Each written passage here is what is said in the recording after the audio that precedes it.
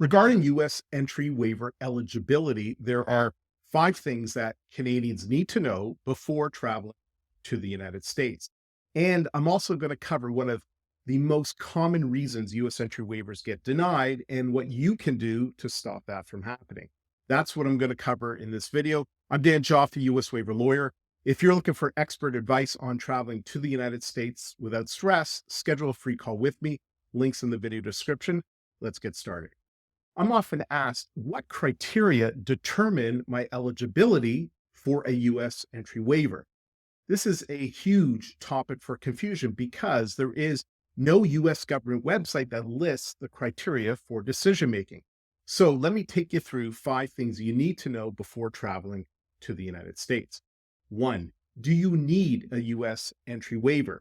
If you are denied entry to the United States because of your criminal charge, you do need a US entry waiver. If you were not denied entry to the United States, you may not need a US entry waiver. It depends on your circumstances. In the context of a criminal record, it depends on whether it is a crime involving moral turpitude.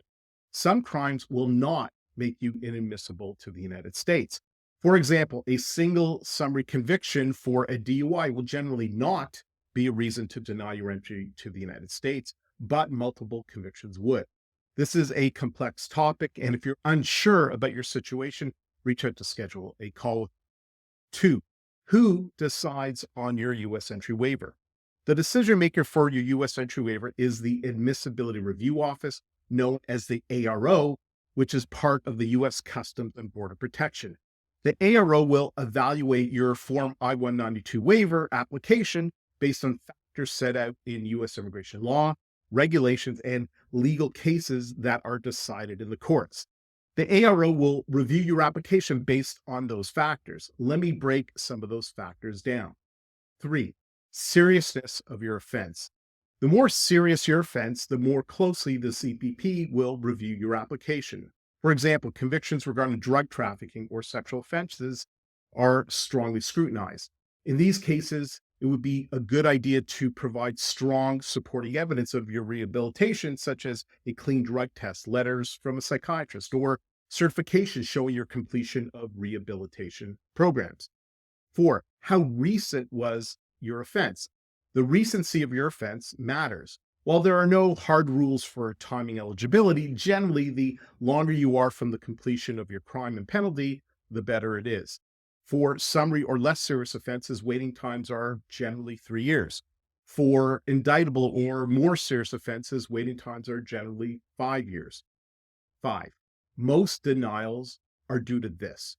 One of the most common reasons for denials for a US entry waiver is the lack of evidence supporting your rehabilitation. The US Customs and Border Protection has a job to do. They need to keep the United States safe. In that context, they need to judge whether you will reoffend or return to criminal behavior. And to make that judgment, they will look for evidence of your rehabilitation. If you don't show that evidence, that will increase your chances of denial. So to minimize the chances of a denial, you should provide evidence of your rehabilitation. And if you have not taken any steps regarding rehabilitation, you should consider doing so and providing proof that you did before you submit your Form I-192 application.